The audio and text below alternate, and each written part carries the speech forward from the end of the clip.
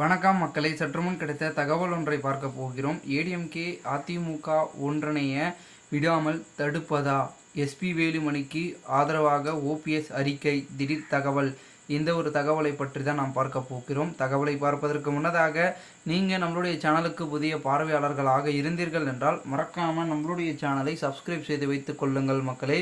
தற்பொழுது அதிமுக ஒன்றிணைந்து விடுமோ என்ற அச்சத்தில் முன்னாள் அமைச்சர் எஸ்பி வேலுமணி மீது, முன்னாள் அமைச்சர் வைத்திலிங்கம் மீதும் அரசியல் காழ்ப்புணர்ச்சி காரணமாக வழக்கு போடப்பட்டுள்ளதாக முன்னாள் முதலமைச்சர் ஓ பன்னீர்செல்வம் அறிக்கையை விடுத்துள்ளார்.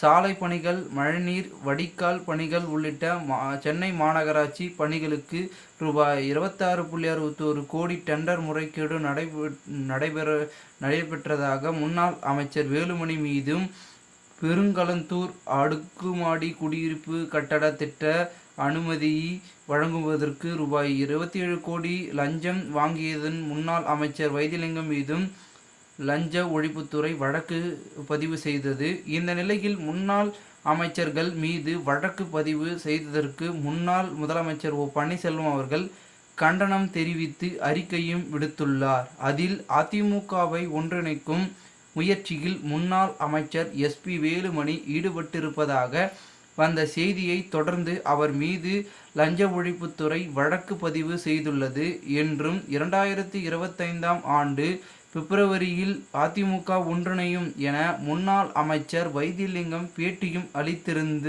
நிலையில் வைத்திலிங்கத்தின் மீதும் லஞ்ச ஒழிப்புத்துறை வழக்கு பதிவு செய்துள்ளதாகவும் குறிப்பிட்டார். மேலும் அரசின் இந்த நடவடிக்கை கண்டனத்தை தெரிவித்துள்ளார் ஓ பன்னீர்செல்வம் அவர்கள்.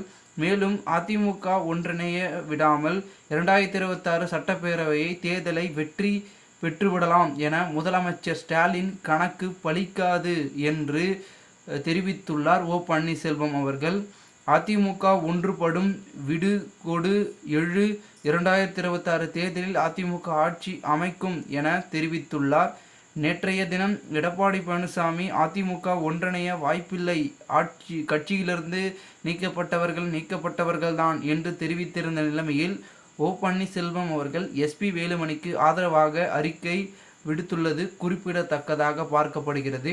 இந்த ஒரு தகவல் என்பது அரசியல் வட்டாரங்களில் பெரும் பேசும் பொருளாக மாறி அரசியல் வட்டாரங்களில் பெரும் பரபரப்பையும் ஏற்படுத்தியிருக்கிறது. மேலும் இந்த ஒரு தகவலை குறித்த பொதுமக்கள் உங்களுடைய கருத்துக்களை கமெண்ட் மூலமாக தெரிவிங்கள்.